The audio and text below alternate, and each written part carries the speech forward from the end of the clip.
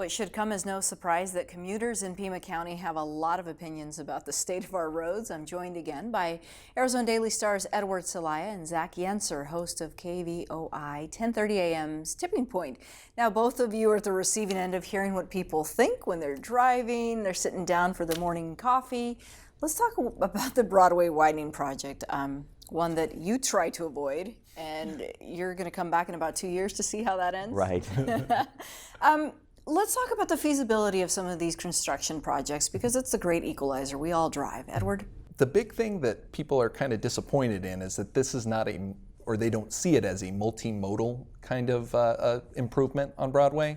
They see it more as for people who are in cars. And at least according to the city's own numbers in 2010, when they did this study, there hasn't been much traffic that's been added since the 1980s to this part.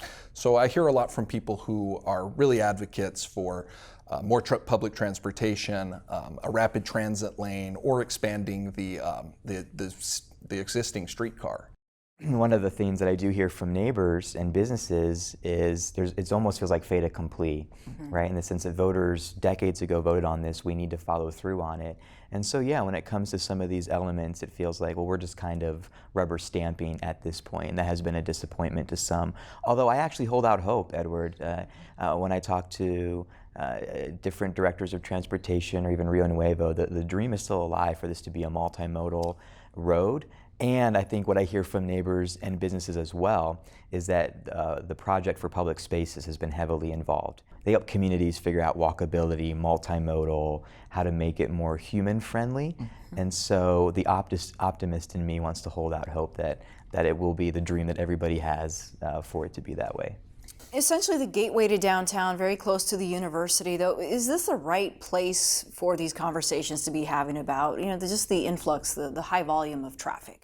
Are there other areas that are being left out of these conversations? That's an interesting question. I think that just from a promoting density sort of standpoint, like obviously you would want it in this area. This is where the majority of this it's kind of the center of the city if you're looking at it from that way.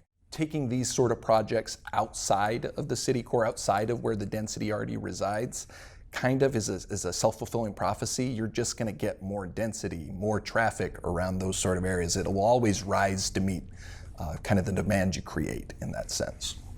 And the planners from way back when, why didn't they anticipate this growth? We're a university town. I mean, we had to have seen it coming, right? To me, this is kind of an indication that the money was there. We had to do something with it. We've been planning on doing something with it for years and years. We might as well get it done.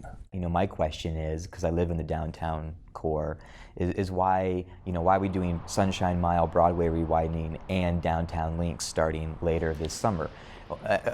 I personally don't think that there's people in a room thinking about how do we mash these all together. I mean, in this case, downtown links was supposed to start a while ago, right?